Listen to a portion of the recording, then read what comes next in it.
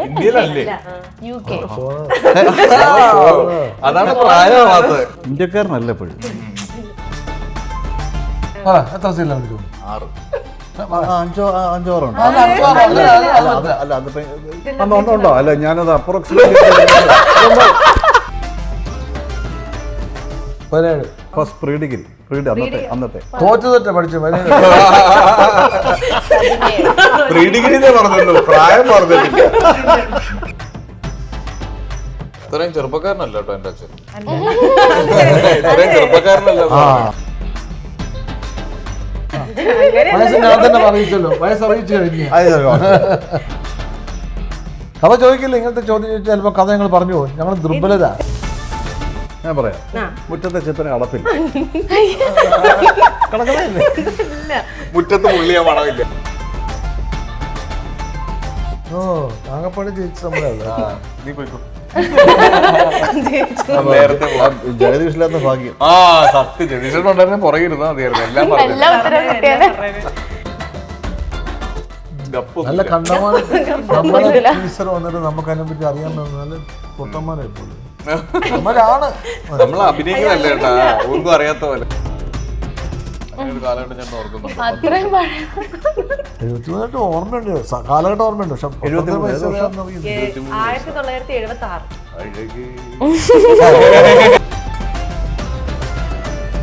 പറഞ്ഞില്ല, ഞാനാ പറഞ്ഞത് കൂട്ടുന്നത്.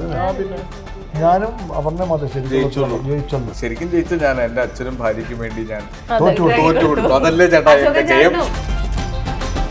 അശോകൻ എനിക്കൊന്ന് പെട്ടെന്ന് ഞാൻ പാടിയപ്പോ അമരത്തിലേക്ക് പോയി.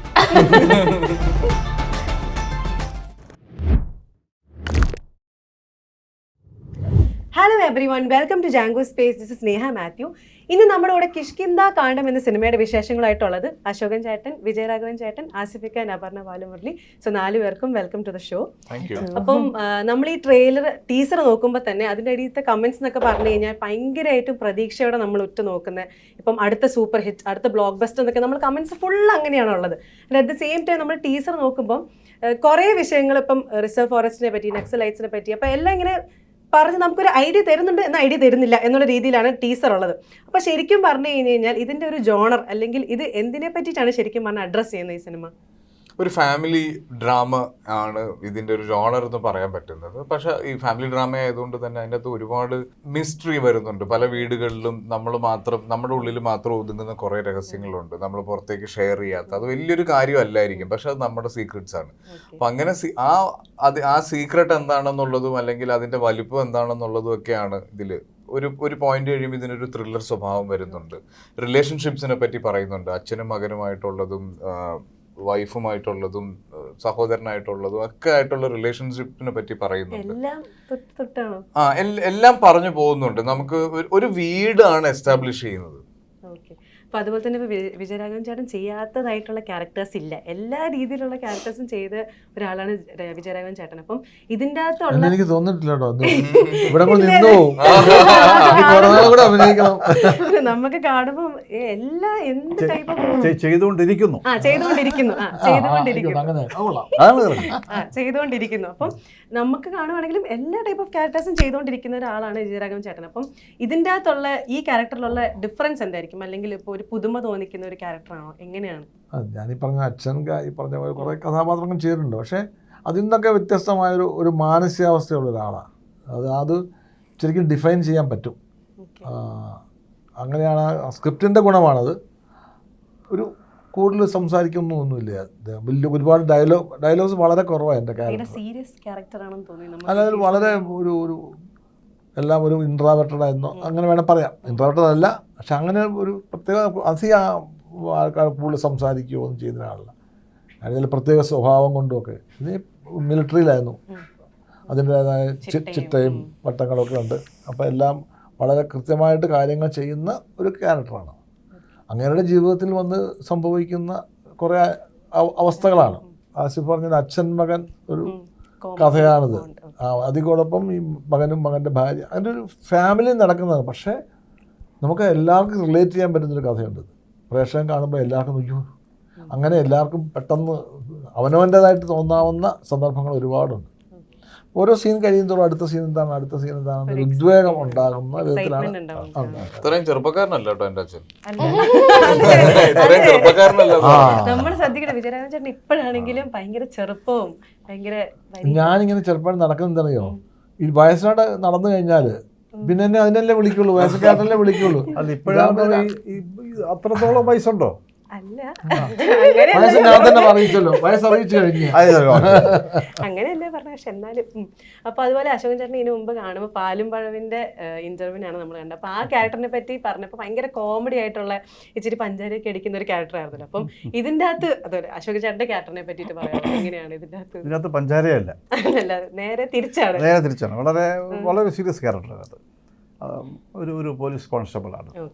ഈ കുടുംബത്തിൻ്റെ കാര്യങ്ങളൊക്കെ അത്യാവശ്യമൊക്കെ അറിയാവുന്ന, ഇവരുടെ ഒരു വല്ലാത്തൊരു മാനസികാവസ്ഥയിൽ അതിൻ്റെ കേസ് എന്ന് പറഞ്ഞാൽ അങ്ങനെ കുറേ ക്രിട്ടിക്കൽ സംഭവങ്ങളിലൊക്കെ ഹെൽപ്പ് ചെയ്യുന്ന, എന്നാൽ നിയമം വിടാതെയും മനസ്സാൽ അങ്ങനൊരു ആഗ്രഹമുണ്ട് ഇവരെ കൂടെ നിൽക്കണമെന്നൊക്കെ, അങ്ങനൊരു ക്യാരക്ടറാണ്. അങ്ങനെ ഏതാണ്ട് പല കാര്യങ്ങളിലും കൂടെ നിൽക്കുന്ന ഒരു ക്യാരക്ടറാണ് എൻ്റെ ഒരു കോൺസ്റ്റബിളാണ് ശിവദാസൻ.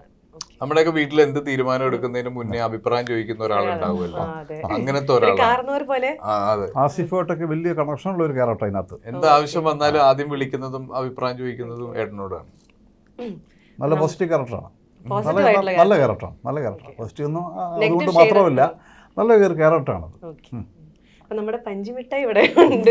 ഇപ്പൊ എവിടെ പോയി കഴിഞ്ഞാലും നമ്മൾ ഇൻസ്റ്റാഗ്രാം തുറന്നു കഴിഞ്ഞാലും നേരെ വാട്ടർ പാക്കറ്റും പഞ്ചുമിഠായാണ് ഫുൾ ഉള്ളത്. അപ്പം അപർണ ചേച്ചിയോട് ചോദിക്കാനുള്ളത്, നിങ്ങളുടെ രണ്ടുപേരുടെയും കോംബോ ഭയങ്കര സെലിബ്രേറ്റഡ് കോംബോ ആണ്, സൺഡേ ഹോളിഡേ ആണെങ്കിലും ബിടെക് ആണെങ്കിലും. അപ്പൊ അതിനുശേഷം നിങ്ങളുടെ കോംബോ ആയിട്ട് വരുന്ന ഒരു സിനിമയാണിത്. അപ്പം പക്ഷെ മറ്റേതിൻ്റെ അകത്ത് കുറച്ചുകൂടെ ഫൺ ആയിട്ടുള്ള ഒരു കപ്പിളായിരുന്നെങ്കിൽ ഇതിൽ നമ്മൾ ട്രെയിലർ നോക്കുമ്പോൾ കുറച്ച് സീരിയസ് ആയിട്ടുള്ളതാണ്. അപ്പം ഈ കോംബോ എങ്ങനെയുണ്ടായിരുന്നു പിന്നെയും വർക്ക് ചെയ്യുമ്പം നിങ്ങളുടെ ഒരു റാപ്പോ? ഭയങ്കര ഈസിയാണ്. എന്നാൽ നമ്മള് ഇപ്പൊ ആസിഫ് ആയിട്ട് എനിക്ക് അന്നോട്ട് അറിയുന്ന ആ പരിചയമുണ്ട്. അത് കാരണം ഇപ്പൊ ഇതിന് അഭിനയിക്കാൻ പോകുമ്പോഴേ എനിക്കിപ്പം എടുത്തു പറയേണ്ട എങ്ങനെ എക്സ്പീരിയൻസ് എന്നൊക്കെ ചോദിച്ചു കഴിഞ്ഞാൽ എനിക്കത് പറയാൻ പറ്റുന്നത് ഭയങ്കര ഈസിയാണ്. എനിക്ക് ഇക്കാനോട് അഭിനയിക്കുമ്പോൾ ഭയങ്കര കംഫർട്ടബിൾ ആണ്. അപ്പോൾ അതെപ്പോഴും ഉണ്ട്. പക്ഷെ ഈ പറഞ്ഞ മാതിരി it is very different from what we did in Sunday holiday and B Tech. കുറേയും കൂടി ഇൻറ്റൻസ് ആയിട്ടുള്ളൊരു എന്താ പറയുക, കുറേ ഇമോഷണൽ ആയിട്ടുള്ള കുറേ സീൻസ് ഉള്ള അങ്ങനത്തെ ഒരു കപ്പിളാണ് ഇതിൽ നമ്മൾ. അപ്പോൾ it is very very different. അങ്ങനെ ആ ഒരു ഡിഫറൻസ് എനിക്കത് ഭയങ്കര സന്തോഷമുണ്ട്. കാരണം സൺഡേ ഹോളിഡേയും ബിടെക്കും ഒക്കെ ഈ പറഞ്ഞ മാതിരി ഫണ്ണായിരുന്നു, ഒന്ന് കോളേജ് അങ്ങനത്തെ പരിപാടി. അത് കഴിഞ്ഞിട്ട് ഇത് ചെയ്യുമ്പോൾ ഭയങ്കര ഒരു ഡിഫറൻസ് ഉള്ള രണ്ട് ക്യാരക്ടേഴ്സായിട്ടാണ് നമ്മൾ രണ്ടുപേരും ഇതിൽ ചെയ്യുന്നത്. ആൻഡ് ഭയങ്കര ഹ്യൂമൻ ഇമോഷൻസും വൾണറബിലിറ്റിയും എല്ലാം പറയുന്ന ഒരു സിനിമയാണ്. അപ്പം ഐ തിങ്ക് ആ ഒരു കംഫർട്ട് ലെവൽ കാരണം തന്നെ നമുക്കത് ഭയങ്കര ഈസി ആയിരുന്നു ചെയ്യാന്നുള്ളത് ഒരു ഭയങ്കര നല്ലതാണ്. അപ്പം നമുക്ക് ടീസർ ആണല്ലോ ഉള്ളത്. അപ്പം ഇതിന്റെ ഒരു ഇതെന്താ വെച്ചാൽ നമ്മൾ ടീസറിന്റെ അകത്തുനിന്ന് കുറച്ച് ക്വസ്റ്റ്യൻ ചോദിക്കും. അപ്പോൾ ഇവിടെ കോമ്പറ്റീഷൻ സ്പിരിറ്റ് ആണ് കേട്ടോ, നമ്മൾ ഒരു ഗെയിമാണ്, ചെറിയൊരു ഗെയിം. അപ്പം ടീസർ നിങ്ങൾ എല്ലാവരും എന്തായാലും ടീസർ ഓബിയസ്ലി കണ്ടിട്ടുണ്ടാവുമല്ലോ. അപ്പൊ അതിന്റെ അകത്തുനിന്ന് കുറച്ച് ക്വസ്റ്റ്യൻസ്, ഒരു 7 ക്വസ്റ്റ്യൻസ് ഞാൻ ചോദിക്കും. 4 പേര് 4 ടീമാണ്. 4 പേര് 4 ടീമാണ്. 4 പേര് 4 ടീമാണ്. പക്ഷെ ആർക്കാണോ ആദ്യം അറിയാവുന്ന ആദ്യം അയാൾ പറഞ്ഞാൽ മതി. ദുരിതാശ്വാസമുള്ള കഥ അറിയാനുള്ള പരിപാടിയാണ്. കഥ ഞാൻ ചോദിക്കില്ല. കഥ ചോദിക്കില്ല. ഇങ്ങനത്തെ ചോദ്യം ചോദിച്ചാൽ ചിലപ്പോ കഥ ഞങ്ങൾ പറഞ്ഞു പോകും. ഞങ്ങൾ ദുർബലരാ.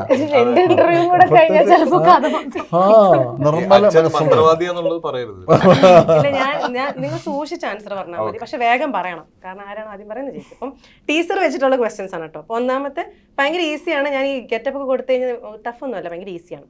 ഇതിന്റെ അകത്ത് ടീസർ പറയുന്ന ഒരു സെക്ഷൻ 144 പറയുന്നുണ്ടല്ലോ, അത് ഏത് കോഡിന്റെ അടിയിലാണ്? അത് എന്താണ് സെക്ഷൻ 144 പറയുന്നുണ്ടല്ലോ ഇതിന്റെ അകത്ത്? ടീസറിൽ ഫസ്റ്റ് തന്നെ സ്റ്റാർട്ട് ചെയ്യുന്ന അതാണ്. സെക്ഷൻ 144 ചെയ്തു അണ്ടർ ഈ കോഡ്. അത് എന്താണ്? ഏത് കോഡിന്റെ അടിയിലാന്ന് പറയുന്നുണ്ട്. അപ്പൊ എന്താ പ്രശ്നം മനസ്സിലാവുമല്ലോ. ഇല്ല, സെക്ഷൻ അങ്ങനെ പറയരുത്. സെക്ഷൻ നമ്മൾ ഉദാഹരണം പറഞ്ഞു കഥയിലൊക്കെ കേസ് എന്താന്ന് പറഞ്ഞു കഴിഞ്ഞാൽ പിന്നെ കഥ വരുമല്ലോ. അത് ഏത് കോഡിന്റെ അടി? അപ്പം സെക്ഷൻ 144 അണ്ടർ ഒരു ഇതുണ്ടാവുമല്ലോ, IPC. കണ്ടോ, തെറ്റിച്ചു. CRPC ആയിരുന്നു. അതുപോലെ അതെന്താന്നും കൂടെ പറഞ്ഞാൽ ഇത് നല്ലൊരു ഒരു പ്രണയ സിനിമയാണ്. എനിക്കറിയാം. നമ്മൾ 144 നിങ്ങൾക്ക് അറിയാം, എന്തായാലും അറിയാം. എന്തായിരിക്കും അത്? എന്നോട് ചോദിക്കും, ഞാൻ പറയാനല്ലേ. ഒന്ന് പറഞ്ഞു നോക്കട്ടെ. സ്നേഹസമ്പന്നൻ അച്ഛനും അതുപോലെ മകനും ഭാര്യ, അവരുടെ കഥയാണിത്. അതാണ് പറയണ്ടെന്നാണ്, അതല്ലേ കറക്റ്റ്? അത് പറയണ്ടെന്നാണ്. പറയൂ കുട്ടി പറയും. അല്ല, 4 കൂടുതൽ ആൾക്കാർ കൂടാൻ പാടില്ല എന്നുള്ളൊരു ഇതാണ് സെക്ഷൻ 144 പറയുന്നത്. അപ്പൊ അത് ബന്ധമായിട്ടുള്ള എന്തോ സിനിമയിലുണ്ട്. 144 ഡിക്ലെയർ ചെയ്തെന്ന് അറിയില്ല. നമ്മള് കൊറോണ ഒക്കെ വന്നപ്പോ നമ്മൾ പറഞ്ഞിട്ടുണ്ടായിരുന്നു, ഇടയ്ക്ക് ഇങ്ങനെ ചെറുതായിട്ട് ബുദ്ധിയൊക്കെ. ഓക്കെ, ആൾക്കൂട്ടം പാടില്ല, 4 പേര് കൂടുതൽ കൂടാം. അതാണോ 150 പ്രഖ്യാപിച്ചു. വാസ്തവിക്ക് അറിയായിരുന്നു, ഇല്ല, കാര്യത്തിൽ അറിയത്തില്ലായിരുന്നു. 157 പ്രഖ്യാപിച്ചു. കൂട്ടമൊന്നും ഇല്ലാതെ കൊറോണയുടെ സമയത്തൊക്കെ സിനിമ അങ്ങനെ സംഭവം ഉണ്ടോ? നമ്മളാ ഇതില് പറയും. അവിടെ ഉണ്ട്. കണ്ടോ കണ്ടോ, അതാണ്. അടുത്തത്, ഇതിലെ ആൻസിസ്റ്റർ സ്റ്റോറീസ് പറയുന്ന സമയത്ത് ഒരു ടേല് പോലെയാണ്, ഒരു വേറൊരു കടങ്കഥ പോലെയാണെന്നാണ് പറയുന്നത്. ആ കടങ്കഥ ഏതാണ്? എന്തായിരുന്നു? എന്നോട് തന്നെ ചോദിക്കില്ലേ. ബാലി സുഗ്രീവൻ അല്ല, ഞാൻ പറയാം. മുറ്റത്തെ ചെപ്പന് അടപ്പില്ല. അല്ല, മുറ്റത്ത് മുള്ളിയാ മണമില്ല. അല്ല, വടക്കൻ പാട്ട് ടേൽസ്. ഇത് ഞാൻ തന്നെ ആൻസേഴ്സ് എല്ലാം പറയാനാണ്. അപ്പൊ ഓക്കെ, അടുത്തത് വടക്കൻ പാട്ട് ടേൽസ് ആണ് കേട്ടോ.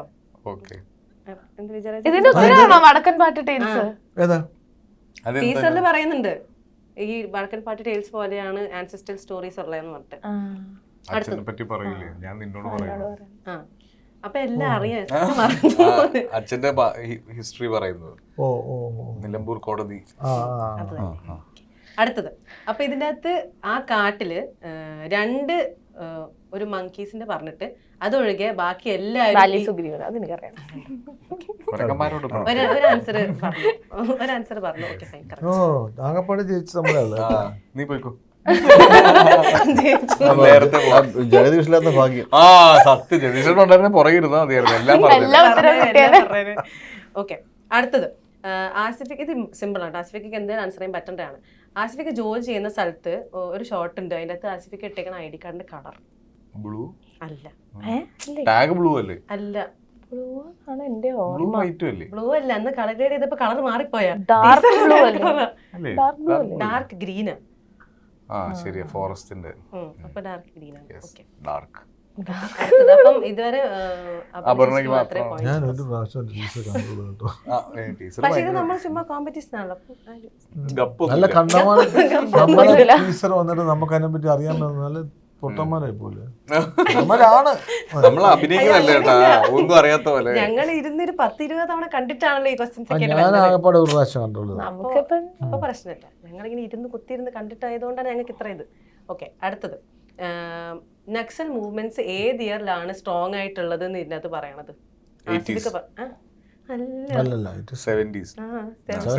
പറയുന്നത്. ഓക്കെ, അടുത്തത് ഇതിനകത്തൊരു ന്യൂസ് ആർട്ടിക്കിൾ കാണിക്കുന്നുണ്ട്. വിജയരാഘവൻ ചേട്ടന്റെ കയ്യിലായിട്ട് ഒരു ന്യൂസ് ആർട്ടിക്കിൾ കാണിക്കുന്നുണ്ട്. പറയുമ്പോൾ പാസ്റ്റ് ആയിട്ട് പറയുന്നത് ഇങ്ങനെയാണെന്ന് പറയുമല്ലോ. അപ്പൊ അത് ഏത് ന്യൂസ് ആർട്ടിക്കിൾ ആയിരുന്നു?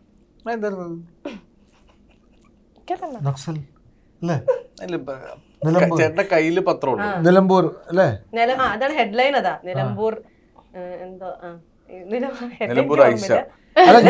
ഞാനല്ല പറയുന്നതിനെ പറ്റി, അല്ല ആസിഫിക്കാ പറയുന്നത്.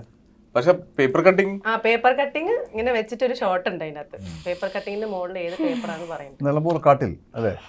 അല്ല, പക്ഷെ അത് ഇത് ടീച്ചറല്ലേ, അപ്പൊ അത് കട്ട് ഇതൊക്കെ വേറെ കാര്യമാണ് പറയുന്നത്, തെറ്റിദ്ധരിപ്പിക്കാൻ വേണ്ടിയുള്ള അല്ലേ? ചുമ്മാ ടീച്ചറിന്റെ ഉള്ളിൽ നിന്നുള്ള ക്വസ്റ്റ്യൻ. മനോരമ പേപ്പർ ആയിരുന്നു. അപ്പൊ ഇതിന്റെ ഡേറ്റ് കൂടെ ചോദിച്ചാൽ നിങ്ങൾ എന്നെ ചീത്ത പറയണേ. ഡേറ്റ് ചോദിക്കുന്നില്ല, ചീത്ത പറയാൻ എനിക്ക് മനസ്സിലായി. പക്ഷെ ഞാൻ ഡേറ്റ് പറയട്ടെ. അപ്പൊ പാലക്കാട് 1976 ജൂൺ 13 27 പൈസയാണ് ന്യൂസ് പേപ്പറിനുള്ളത്. 27 പൈസ.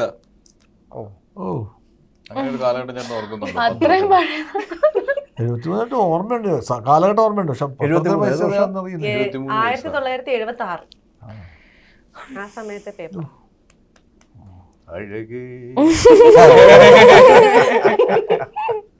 ഓക്കെ, ലാസ്റ്റ് ടീച്ചറിന്റെ ലാസ്റ്റ് ആണ്. ഇതിനകത്ത് വിജയരാഘവൻ ചേട്ടന്റെ ക്യാരക്ടറിനെ പറ്റി പറയുമ്പോൾ ഒരു ഡിസ്ക്രിപ്ഷൻ ആസിഫിക്ക പറയുന്നുണ്ട്. ഒരു ക്യാരക്ടറിന്റെ ഒരു ട്രേറ്റ് പറയുന്നുണ്ട്. ഇന്നയാണ് ഇത് ചെയ്ത് കഴിഞ്ഞ് കഴിഞ്ഞാൽ ദേഷ്യം വരും എന്നുള്ള രീതിയിൽ. അതെന്താണ്? അച്ഛന്റെ മുറിയിൽ ആരും കയറരുത്. അതിന് മുമ്പ് ഒരു കാര്യം കൂടെ പറയുന്നുണ്ട്. അല്ല, വിജയരാഘവൻ ചേട്ടനാണ് അത് പറയണത്. ഇങ്ങനെ ഒരു പറയും, എന്റെ റൂമിൽ നിന്ന് ആരെങ്കിലും എന്തെങ്കിലും എടുത്തിട്ടുണ്ടോ, എന്റെ റൂമിൽ നിന്ന് ആരെങ്കിലും എന്തെങ്കിലും എടുത്തിട്ടുണ്ടോ, ആരെടുത്തിട്ടുണ്ടെങ്കിലും പെരുന്തച്ഛൻ വന്നിട്ട് അങ്ങനെ ഒരു സംഭവം പറയുന്നത്. പൂട്ട് കൂട്ട് നന്നാക്കണം. അല്ലേ? അത് ഞാൻ ആശാരിയെ വിളിക്കാൻ പറയും. ആശാരി വിളിക്കണം ശരിയാക്കണം എന്ന് പറയുന്നത് അല്ലേ? അത് ഞാൻ തന്നെ ആൻസർ പറഞ്ഞു. അപ്പം പറഞ്ഞില്ല, ഞാനാ പറഞ്ഞത് പൂട്ടെന്ന് പറഞ്ഞത്. answer പറഞ്ഞേ. അല്ല അപ്പം ഞാനും അപർണ മതി ജയിച്ചോളൂ. ജയിച്ചുള്ളൂ. അല്ല ശരിക്കും പറഞ്ഞ ഈ ഗെയിമിൽ ഞാനാണ് ജയിച്ചത്. ശരിക്കും ജയിച്ച ഞാൻ എന്റെ അച്ഛനും ഭാര്യയ്ക്കും വേണ്ടി ഞാൻ തോറ്റു തോറ്റു കൊടുത്തു. അതല്ലേ ചേട്ടാ എന്റെ ജയം. അശോകേട്ടനും വേണ്ടിയിട്ട് ഇതാക്കി കൊടുത്തു. ചേട്ടൻ മറ്റേ വേറെ സോൺ ഔട്ട്. പറഞ്ഞല്ലോ ഒന്നും പറഞ്ഞില്ല അശോകൻ. ഇല്ല, അശോകനൊന്ന് പെട്ടെന്ന് ഞാൻ പാടിയപ്പോ അമരത്തിലേക്ക് പോയി. ഓക്കെ, അപ്പം ടീസർ സെഗ്മെന്റ് ആണ് നമ്മുടെ ഒരു സ്പെഷ്യൽ സെഗ്മെന്റ് ആയതുകൊണ്ട് വെച്ചാണ് കേട്ടോ. അപ്പൊ അതുപോലെ നിങ്ങൾ 4 പേരുടെയും ഇപ്പൊ ഷൂട്ടിംഗ് നമുക്കൊരു ഫോറസ്റ്റിലായിരുന്നു എന്നുള്ള രീതിയിൽ നമുക്ക് കണ്ടാൽ മനസ്സിലാവും. അപ്പം ഫോറസ്റ്റിലെ അനുഭവങ്ങൾ എന്തെങ്കിലും ഉണ്ടോ? ഫോറസ്റ്റിൽ നമ്മൾ അവിടെ ഷൂട്ട് ചെയ്തോണ്ടിരിക്കുമ്പോ എന്ത് ചേട്ടാ കാടിന്റെ പേര്? പാലക്കാട് ധോണി. ധോണി ഫോറസ്റ്റിലാണ് അത് ഷൂട്ട് ചെയ്തത്. അവിടെ ഷൂട്ട് ചെയ്തോണ്ടിരിക്കുമ്പോ അവിടെ ഈ ആന ഉണ്ടായിരുന്നു. എന്താണ് അവന്റെ പേര്? ഈ അരിക്കൊമ്പൻ എന്നൊക്കെ പറയുന്ന പോലെ ചക്രക്കൊമ്പൻ. ചക്രക്കൊമ്പൻ. അവനെ അവിടെ കൊണ്ടുവന്നിട്ടുണ്ട്. ചക്കക്കൊമ്പൻ. ആ സമയത്ത് മച്ചാൻ അവിടെ ഇച്ചിരി നൊട്ടോറിയസ് ആയിട്ട് നിൽക്കുന്ന ടൈമില് നേരെ കൊണ്ടുവന്ന് ധോണി ഫോറസ്റ്റിൽ ഒരു മരിക്കുന്ന സ്ഥലമുണ്ട്. നമ്മളാ തടി മില്ല് അങ്ങനെയൊക്കെയുള്ള സ്ഥലത്ത് പോയി അവിടെ ആണോ? ആ കാട് ഞാനില്ലായിരുന്നു. അതിനകത്ത് നമ്മൾ സന്ധ്യക്ക് തിരിച്ചു വന്നപ്പോ അങ്ങോട്ട് പോകണ്ടെന്ന് പറഞ്ഞത്. അവിടെ നിങ്ങൾ രണ്ടുപേരാണോ കണ്ടത്? ഇവർ രണ്ടുപേരും ഉണ്ടായിരുന്നില്ല. അങ്ങ് അടുത്തോട്ട് ഞങ്ങൾ അയച്ചില്ല. അവിടെ കൂട്ടി കാണാം, അല്ല അടുത്ത് പോയി അതിനെ സമ്മതിക്കില്ല. ഞാനൊന്ന് ആദുഹായി വന്നിട്ടുണ്ടായിരുന്നു. അപ്പൊ ഒന്ന് കാണിക്കാൻ കൊണ്ടുപോകണം. അപ്പൊ അവര് പറഞ്ഞു വേണ്ട സാർ, ഇച്ചിരി വയലന്റ് ആവുന്നത്. ഓക്കെ, അപ്പൊ അതുപോലെ തന്നെ നമ്മുടെ വിജയരാഘവൻ ചേട്ടന്റെ കാര്യം പറയുകയാണെങ്കിൽ ഇപ്പൊ നമ്മൾ എന്ത് നെഗറ്റീവ് ഷെയ്ഡ്സ് വരുമ്പോഴും എപ്പോഴും അഞ്ഞൂറാന്റെ തട്ട് എപ്പോഴും താന്ന് കിടക്കും നമ്മൾ പറയുമല്ലോ. അപ്പം ശരിക്കും പറഞ്ഞു കഴിഞ്ഞാൽ വിജയരാഘവൻ ചേട്ടന് ഇപ്പൊ അച്ഛന്റെ കയ്യിൽ നിന്ന് എന്തെങ്കിലും ഒരു ഇൻസ്പയറിംഗ് ആയി എടുത്തിട്ട് സ്വന്തം ഒരു ക്യാരക്ടർ പ്ലേ ചെയ്തപ്പം അത് ചെയ്ത ഏതെങ്കിലും ഒരു ക്യാരക്ടേഴ്സ് ഉണ്ടാവും അച്ഛന്റെ ഇൻഫ്ലുവൻസിൽ നിന്ന് അല്ലെങ്കിൽ ഇൻസ്പയർ ചെയ്തുകൊണ്ട്? എന്നുവെച്ചാൽ അച്ഛൻ എന്നുള്ള ആക്ടറിനെ എനിക്ക് ഇൻഫ്ലുവൻസ് ചെയ്തിട്ടില്ല. അച്ഛനുള്ള ആക്ടർ എന്ന് വെച്ചാൽ ആസ് ഇറ്റ് അച്ഛൻ അഭിനയിക്കുന്ന ടെക്നിക്കായിരിക്കാം നമ്മൾ ഇൻഫ്ലുവൻസ് ചെയ്യുന്നത്. സ്കൂളിലും എനിക്ക് ഞാൻ ചിറ്റയുണ്ട്, അച്ഛൻ്റെ പെങ്ങള്. ചിറ്റ ഞാൻ ഏറ്റവും കൂടുതൽ ഇഷ്ടപ്പെടുന്ന, ലോകത്തിലെ ഏറ്റവും കൂടുതൽ ഞാൻ ബഹുമാനിക്കുന്ന ആക്ടർ അല്ലെ ആക്ട്രസ് ആണെന്ന് വെച്ചാൽ ചിറ്റയാണ്, അച്ഛനെക്കാട്ടിലും. അച്ഛനൊരു എൻപിള്ള എന്നൊരു ഇമേജ് ഉണ്ട്. ഇപ്പോൾ സ്റ്റേജിലൊക്കെ ചെന്ന് എൻപിള്ള, അപ്പോൾ ആ ഇമേജുള്ള ക്യാരക്ടേഴ്സും അങ്ങനെയാണ് അച്ഛനെ നോക്കി കാണുന്നത്. അച്ഛൻ അല്ലാത്ത ക്യാരക്ടേഴ്സ് ചെയ്തിട്ടുണ്ട്. ചിറ്റ അതല്ല, ചിറ്റയ്ക്ക് ഒരു ഇമേജും ഇല്ല. ഒരു കഷ്ടിച്ചൊരു 4-4 അടി പൊക്കം ഉള്ളൂ, വലിയ ശരീരം, 45 കിലോ അല്ല 45 മാക്സിമം 45 കിലോ വെയിറ്റ്, ഒരു കൊച്ചു മനുഷ്യത്തിയാണ്. അത്ഭുതകരമാണ് അവരൊരു നാടകത്തിലെ ക്യാരക്ടർ പോലെ ആയിരിക്കില്ല വേറെ ക്യാരക്ടർ. അതാണോ സംശയം തോന്നും. നോട്ടവും നടപ്പും ഒരു കണ്ണിൻ്റെ ഇമവെട്ടൽ പോലും വ്യത്യസ്തമായിരിക്കും. അത്രയും ഡിഫറെൻ്റായിട്ട് അഭിനയിക്കുന്ന ഒരാർട്ടിസ്റ്റിനെ ഞാൻ കണ്ടിട്ടില്ല. ചിറ്റയാണ് എനിക്ക് ഒരുപാട് ഈ പറഞ്ഞ ചില ബോഡി ലാംഗ്വേജ് ഒക്കെ ഉണ്ടാകുന്നതൊക്കെ ചിറ്റയുടെ ചിറ്റ ചെയ്ത ടെക്നിക്സൊക്കെ ഉണ്ട്. അത് പ്രയോഗിക്കുന്ന രീതികൾ അതെന്ന് വെച്ചാൽ അതുപോലെ അനുകരിക്കല്ല, എങ്ങനെയാണ് കഥാപാത്രത്തിലേക്ക് എത്തുന്ന ടെക്നിക്സ് അതെനിക്ക് എന്നെ ഭയങ്കര സ്വാധീനിച്ച ചിറ്റയാണ്. അപ്പം ഇപ്പം അശോകൻ ചേട്ടനാണെങ്കിൽ 4 പതിറ്റാണ്ടായിട്ടൊക്കെ അഭിനയിക്കുന്ന എത്രയോ ഡയറക്ടേഴ്സിൻ്റെ കൂടെ ഒക്കെ വർക്ക് ചെയ്തിട്ടാണല്ലോ. അപ്പം ഇവിടെ അശോകൻ ചേട്ടനെ പറ്റിയിട്ടും വിജയരാഘവൻ ചേട്ടനെ പറ്റിയിട്ടും ഒരു 3 ക്വസ്റ്റ്യൻസ് നിങ്ങളോട് ചോദിക്കും. അപ്പോൾ അശോകൻ ചേട്ടനെ പറ്റിയിട്ടാണ് ചോദിക്കുന്നെങ്കിൽ നിങ്ങൾ 3 ആൻസർ ചെയ്യണം. വിജയരാഘവൻ ചേട്ടനെ പറ്റിയാണ് ചോദിക്കുന്നെങ്കിൽ ബാക്കി നിങ്ങൾ 3 ആൻസർ ചെയ്യണം. അപ്പം അതിനെ പറ്റിയിട്ട് നല്ല കവറല്ലേ? ഓക്കെ, അപ്പം അതാണ് അടുത്ത സെഗ്മെന്റ് പോരാട്ടോ. അപ്പം ആദ്യം അശോകൻ ചേട്ടനെ പറ്റിയിട്ടാണ് ചോദിക്കുന്നത്. അപ്പം അശോകൻ ചേട്ടൻ ആദ്യമായിട്ട് ഏത് വയസ്സിലാണ് അഭിനയം തുടങ്ങിയത്? 17 15 വയസ്സല്ലായിരുന്നു? അല്ല, ഫസ്റ്റ് പ്രീ ഡിഗ്രി അന്നത്തെ തോറ്റ പഠിച്ചു പ്രായം പറഞ്ഞിട്ടില്ല. ശരിക്കും 15 വയസ്സില്ല, പക്ഷെ 17 പ്രീ ഡിഗ്രി ഫസ്റ്റ് ഇയർ പഠിക്കുമ്പോൾ. ഓക്കെ, അശോകൻ ചേട്ടൻ ആദ്യമായിട്ട് ലീഡ് റോൾ ചെയ്ത മൂവി എന്തായിരുന്നു ഇപ്പൊ പറഞ്ഞത്? ഡയറക്ടറിന്റെ പേരും കൂടെ. ഡയറക്ടറിന്റെ പേരും. ഭരതനാണോ പത്മനാഭനാണോ അതായിരുന്നു ഫസ്റ്റ് മൂവി. പിന്നെ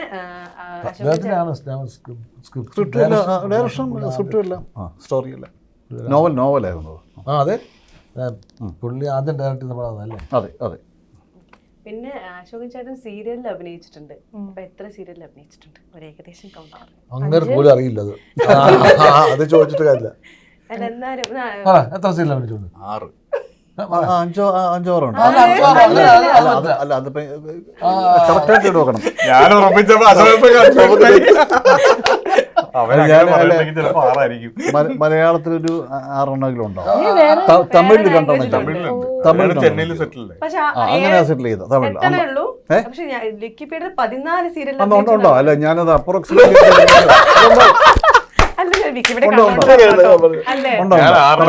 ഏതോ തമിഴിൽ ചേർത്താണ്. എല്ലാം കൂടെ ചേർത്ത് അതായിരിക്കും, അത് കറക്റ്റ് ആയിരിക്കും. 14 സീരിയൽ ഉണ്ടാവും, ശരിയാ. കറക്റ്റ്. അതെ, ഓക്കെ. അല്ല എത്ര? 14 കറക്റ്റാണ്. 14 സീരിയലാണ്. എന്നിട്ട് 6 നിങ്ങൾ 6 7 അല്ല അതറിയാം, ഈ 99-2000 അത് പെട്ടെന്ന് ഓർമ്മ വന്നില്ല. അതുകൊണ്ട് മനസ്സിൽ ഒരു 4-5 എണ്ണത്തിന്റെ ഒന്ന് നമ്മളെല്ലാം കൂടെ ചെയ്ത് പറഞ്ഞ സീരിയല് കലാധരന്റെ. അല്ല അത് കുട്ടേട്ടനല്ല, അല്ല 2 കലാധരൻ. ഒന്ന് പൗത്രബന്ധം അല്ല, നിങ്ങളിപ്പോൾ മറ്റേ സീരിയൽ ചെയ്തുകൊണ്ടിരിക്കുക. ആ ടൈമിൽ ആ ക്യാരക്ടർ സജസ്റ്റ് ചെയ്യുന്നത് ഒന്ന് കുട്ടേട്ടനാണ് എന്നെ. ഈ ക്യാരക്ടർ ആര് ചെയ്യുന്നത്? ഇപ്പോൾ എൻ്റെ പേര് പറഞ്ഞപ്പോഴും 46 വർഷത്തെ കഥയെ പറയുന്നത്. 2004-2005 ഞാനില്ല. ഇല്ല, മറ്റേതിനകത്ത് നിങ്ങൾ അപ്പുറത്ത് നടക്കുകയില്ല. ഓക്കെ, അപ്പം എന്തായാലും അത് കുഴപ്പമില്ല. അടുത്ത വിജയരാഘവൻ ചേട്ടനെ പറ്റിയിട്ട് ഒരു 3 ക്വസ്റ്റ്യൻസ്. അപ്പം ഇതിനു മുമ്പ് ഒരു ഇന്റർവ്യൂവിൽ വിജയരാഘവൻ ചേട്ടൻ പറഞ്ഞിട്ടുണ്ട് എവിടെയാണ് ജനിച്ചതെന്നുള്ളത്. എവിടെയാണ് വിജയരാഘവൻ ചേട്ടൻ ജനിച്ചത്? കോട്ടയമല്ല. അല്ല അല്ല അല്ല അല്ല അല്ല അല്ല ഇപ്പൊ പറയാൻ ആൻസർ പറയല്ല, അവരൊന്ന് ഗസ് ചെയ്യട്ടെ. ഇന്ത്യയിലല്ല. ഇന്ത്യയിലല്ലേ? UK. അതാണ് പ്രായമാവാത്തത്. ആണോ? ഇന്ത്യയിലല്ല. Singapore, Malaysia. സിംഗപ്പൂർ. മലേഷ്യ. ശരിയാ. അല്ല അപ്പൊ ആള് ഇന്ത്യൻ അല്ലേ? ചേട്ടാ പോവാൻ സാധ്യതയുള്ള സ്ഥലം അഡ്ജസ്റ്റ് ചെയ്തത്. അപ്പൊ ഈ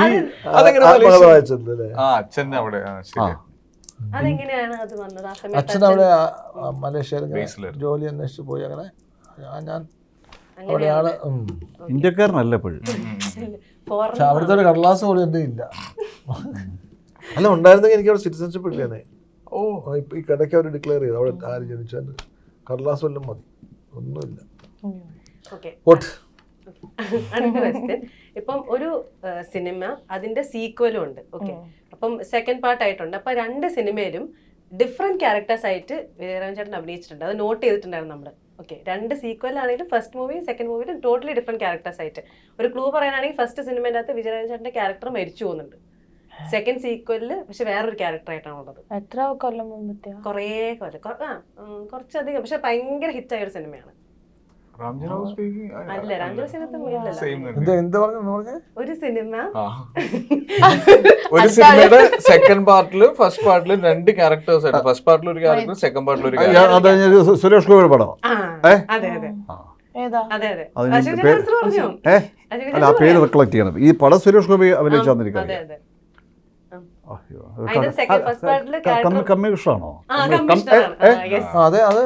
കമ്മീഷണറിന്റെ ഫസ്റ്റ് പാർട്ടിനകത്ത് വിജയരാഘവൻ ചേട്ടന്റെ ക്യാരക്ടർ മരിച്ചു. സെക്കൻഡ് ഭരത് ചന്ദ്രൻ IPS അകത്ത് വേറൊരു ക്യാരക്ടർ ആയിട്ടാണ് ഉള്ളത്. ഞാൻ അഭിനയിക്കുന്നു. അല്ല, അത് വേറെ ക്യാരക്ടർ ഇല്ല.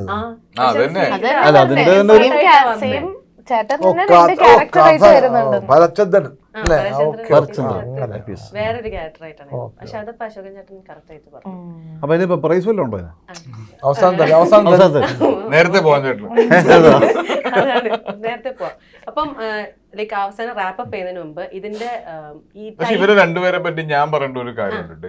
നമ്മളിപ്പോ ഈ ആക്ടേഴ്സിന്റെ ഡിസിപ്ലിനെ പറ്റി പറയില്ല. ശരിക്കും ഇവരുടെ കൂടെ വർക്ക് ചെയ്യുമ്പോഴാണ് നമ്മൾ അത് മനസ്സിലാക്കേണ്ടത്. എനിക്ക് ഈ പുതിയ ജനറേഷനെ പറ്റി ഒരുപാട് പേര് പറയുന്നുണ്ട്. ലൊക്കേഷനിലെ ബിഹേവിയർ, നമ്മൾ എത്തുന്ന സമയം, നമ്മൾ അവിടെ നമ്മുടെ ആളുകളായിട്ട് സ്പെൻഡ് ചെയ്യുന്നത്, അതൊക്കെ ഞങ്ങളുടെ ഒരു ജനറേഷൻ ശരിക്കും കണ്ടുപഠിക്കുന്നത് ഇവരുടെ അടുത്താണ്. ഞാൻ ഇവർ 2 പേരും ആ ലൊക്കേഷനിൽ വന്ന് രാവിലെ മുതൽ വൈകുന്നേരം വരെ അതേ എനർജിയിൽ അതേ എക്സൈറ്റ്മെന്റിൽ അവിടെ നിൽക്കുന്നതും ആ ലൊക്കേഷനിൽ ഒരു കംപ്ലൈൻസും ഇല്ലാതെ നിൽക്കുന്നതും അത് ശരിക്കും ഇപ്പൊ ഈ ഇവരെ കൊണ്ട് ചോദ്യം ചോദിപ്പിച്ച് പറഞ്ഞുകൊണ്ട് അതും കൂടെ ഞാൻ ആഡ് ഓൺ ചെയ്യണതാണ് കേട്ടോ. ഭയങ്കര ഇൻസ്പയറിംഗ് ആണ് തോന്നുന്നു. ഭയങ്കര ഇൻസ്പയറിംഗ് ആണ്. ഇപ്പൊ അശോകേട്ടന് എന്റെ മനസ്സിൽ അശോകേട്ടൻ ഒന്നും സംസാരിക്കാത്ത ഒരു മനുഷ്യനായിരുന്നു. കാരണം അശോകേട്ടനോട് എന്ത് ഈ പത്മരാജൻ സിനിമകളിലൊക്കെ തുടങ്ങിയതുകൊണ്ട് തന്നെ ഇദ്ദേഹത്തിന് അങ്ങനത്തെ ഒരു ആറ്റിറ്റ്യൂഡും ചിന്താഗതിയും ഒക്കെ ഉണ്ടാവും എന്നൊക്കെ വളരെ മിനിമലായിട്ട് സംസാരിക്കുകയൊക്കെ ചെയ്യുന്ന ഒരാളായിരിക്കും എന്ന് ഓർത്തു. പക്ഷെ അശോകേട്ടൻ്റെ അടുത്ത് പോയി ഇരുന്നാ മതി, അശോകന് ഇഷ്ടം കുറെ പോലെ കഥകൾ പറയാറുണ്ടെന്ന് ഇഷ്ടം പോലെ ഭയങ്കര എനർജിയാണ് എപ്പോഴും.